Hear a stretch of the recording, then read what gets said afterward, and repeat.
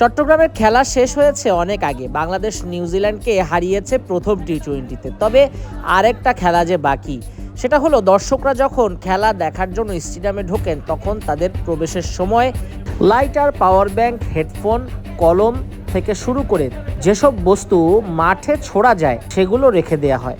তো খেলার পর যখন ফের ক্রিকেট প্রেমীরা নিজেদের জিনিসগুলো আনতে যান তখন এভাবেই হযবরল হয়ে থাকে সবকিছু। কোনটা কার বোঝাই যায় না, সেগুলো বেছে নিতেই এই হট্টগোল। আমার এয়ারবেড কই?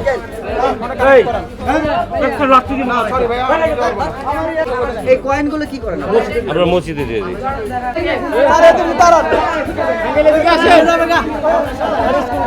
আলহামদুলিল্লাহ অনেক ভালো লাগতেছে। নিজের জিনিস নেওয়ার জন্য অনেক কষ্ট করতে হচ্ছে আমাদেরকে এখানে। আমারটা সাদা ব্লুটুথ, সাদা ব্লুটুথ আমি এখনো পাইনি।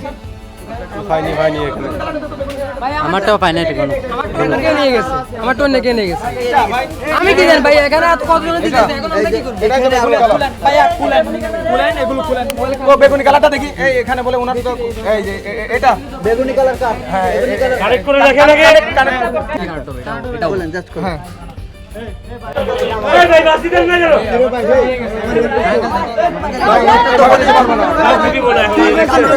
বাসি দেন না কেন? কানেক্ট করে নেন। আরো আছে। এই ভাই কানেক্ট করেন। বাসি দেন ভাই।